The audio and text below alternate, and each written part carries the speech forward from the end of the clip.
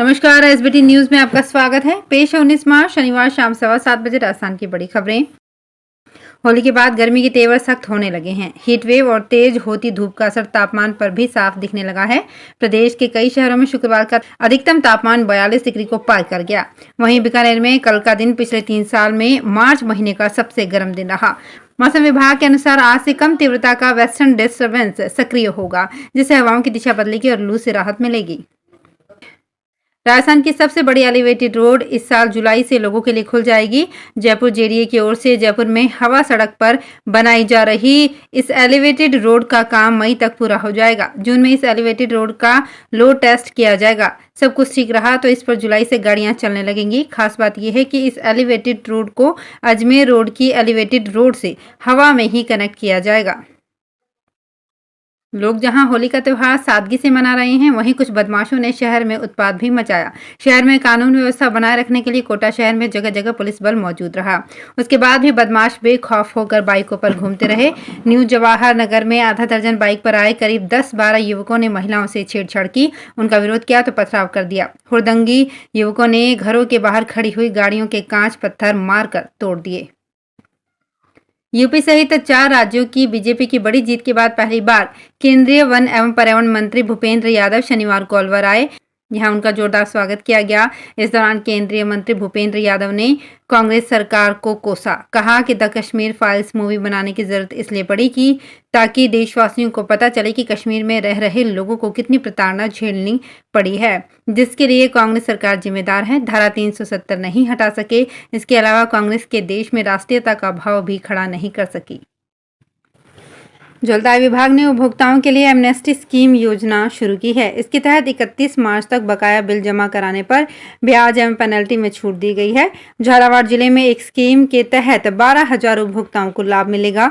जलदाय विभाग ने कई वर्षों से पानी का बिल जमा नहीं कराने वाले उपभोक्ताओं को छूट दी है। इसके लिए राज्य सरकार ने एमनेस्टी योजना के तहत 31 मार्च तक छूट का दायरा बढ़ाया है। होली के त्योहार पर लोगों की सुरक्षा में लगे पुलिसकर्मियों ने शनिवार को जमकर होली खेली। डूंगरपुर पुलिस लाइन में होली मिलन कार्यक्रम में एसपी से लेकर पुलिस के जवानों ने ढोल कुंडी की थाप पर जमकर डांस किया। एक दूसरे को रंग गुलाल लगाकर होली की बधाई दी। पुलिस लाइन में एसपी सुधीर जोशी, एएसपी अनिल मीणा की मौजूदगी में होली खेली गई। एसपी से लेकर जवानों ने एक दूसरे को रंग गुलाल लगाते हुए होली की शुभकामनाएं दी। इसके बाद ढोल कुंडी की थाप के साथ जमकर गैर नृत्य किया। चूरू में ट्रैफिक पुलिस ने हेलमेट को लेकर सघन जांच अभियान चलाया। इस दौरान पुलिस टीम ने वाहन चालकों के हेलमेट पर आईएसआई मार्का की वैलिडिटी की जांच की। इस दौरान कई व्हीकल मालिकों के चालान भी काटे गए। यातायात प्रभारी जगदीश सिंह ने बताया कि बाइक सवारों के हेलमेट पर BIS भारतीय मानक ब्यूरो की जाँच करने के लिए अभियान चलाया गया। इसमें बाइक सवारों को रोककर उनके हेलमेट का BIS मार्का जांचा गया तो उनकी एक्सपायरी डेट निकली हुई थी। सिरोही के श्री सारनेश्वर महादेव मंदिर में होली पर्व पर होने वाली वार्षिक महाआरती का आयोजन हर्षोल्लास के साथ किया गया। 1.25 घंटे तक चली इस महाआरती में शामिल होने से पहले श्रद्धालुओं ने भांग और ठंडाई का प्रसाद लिया। इसके पश्चात ओम नमः शिवाय की धुन पर नाचते झूमते हुए सारनेश्वर महादेव की आरती का लाभ लिया। इस अवसर पर करीब 500 से अधिक श्रद्धालु मंदिर परिसर में मौजूद रहे। राज्य सेवा में होने के बावजूद राशन गेहूं लेने वाले कर्मचारियों पर सरकार ने सख्ती दिखाना शुरू कर दिया है। झालावाड़ जिले में करीब 1202 कर्मचारियों ने राशन का गेहूं उठाया था। इनमें से कई कर्मचारियों ने तो बकाया राशि जमा करा दी, लेकिन 377 कर्मचारियों ने अभी तक पैसा जमा नहीं कराया है। अगर समय पर बकाया राशि जमा नहीं कराई तो उनके वेतन से ये राशि काटी जाएगी। राजसमंद के नाथद्वारा में फाल्गुन शुक्ल पूर्णिमा पर श्रीनाथ जी की हवेली में होली उत्सव धूमधाम से परंपरा के साथ मनाया गया। पुष्टि मार्ग में डोलोत्सव को काम विजय उत्सव कहा जाता है। डोलोत्सव अर्थ काम पर प्रभु की विजय का उत्सव है। बसंत पंचमी पर कामदेव का प्रादुर्भाव हुआ और उन्होंने हमारे योगेश्वर प्रभु श्री कृष्ण को अपने अर्थात काम के वश में करने की ठानी। गुलाल, अबीर, चोवा, चंदन, अर्गजा आदि सुगंधित साधन और रंग कामोद्दीपक माने जाते हैं।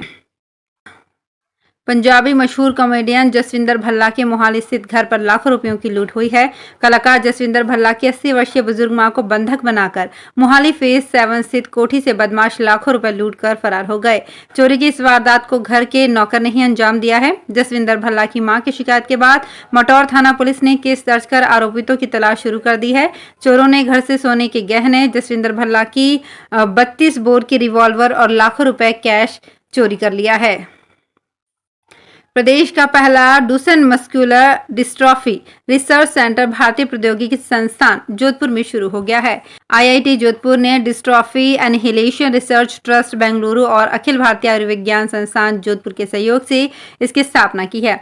इसका उद्देश्य डीएमडी से पीड़ित बच्चों के लिए सस्ती चिकित्सा सुविधा विकसित करना है। यहाँ नई दवाइयां भी बनाई जाएंगी। डीएमडी की दवाइयों की भारत में कमी है। पीड़ित बच्चों के लिए विदेशों से दवाइयां आयात करनी पड़ती है। तो फिलहाल इस बुलेटिन में इतना ही, फिर हाजिर होंगे कुछ और बड़ी खबरों के साथ। एसबीटी न्यूज के और भी वीडियोस को देखने के लिए हमारे चैनल को सब्सक्राइब करें और नोटिफिकेशन पाने के लिए बेल आइकन को प्रेस करें।